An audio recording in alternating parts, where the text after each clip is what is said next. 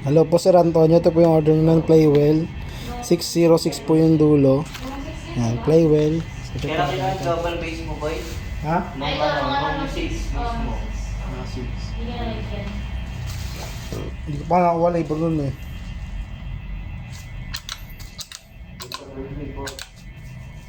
Sigilan mo.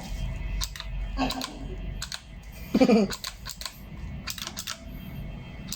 dami ko na set-up ah.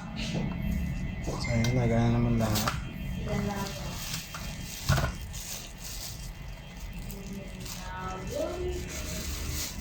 Kay Mervin talaga, unforgettable eh.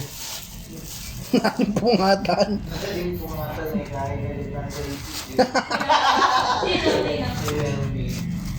Kaya hindi na ako malumakit ng bundok din eh. Busog na busog. Hindi na magtalo pa lang eh.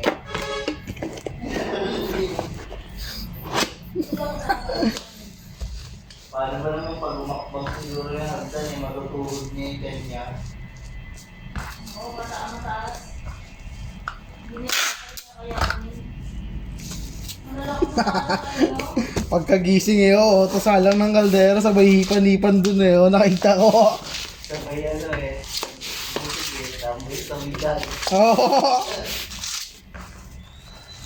Nakakatawa nga yun. Mga nangyari kasi. Sayang, wala tayong pang ano ko yan, no? Wala tayong equipment noon. Sana yung isda doon sa Ripatuan. No? Wala, sayang eh. Wala tayong dala. Ang daming ngomang eh, no, nung gabi. Gusto ko sana mangyari yun sa Batangas. Ganun siguro nila ina-harvest yung ngomang na mga nagbibenta. Naabangan nilang gabi. Gusto ko mangyari sa Batangas.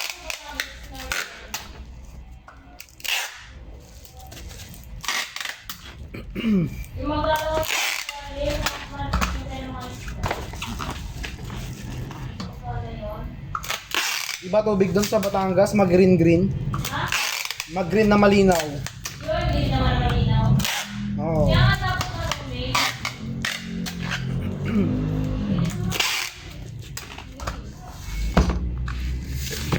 Kaya nga sabi ko, panigurado ng lalim na ito kasi ano eh. Yung Sambales, asul na asul eh, para may tina eh.